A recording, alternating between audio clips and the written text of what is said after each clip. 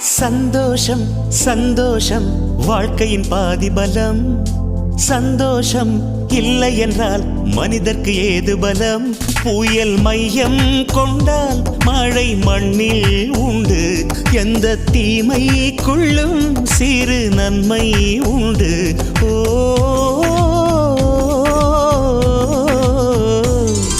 சந்தோஷம் சந்தோஷம் வாழ்க்கையின் பாதி பலம். சந்தோஷம் இல்லை என்றால் மனிதர்க்கு ஏது பலம்?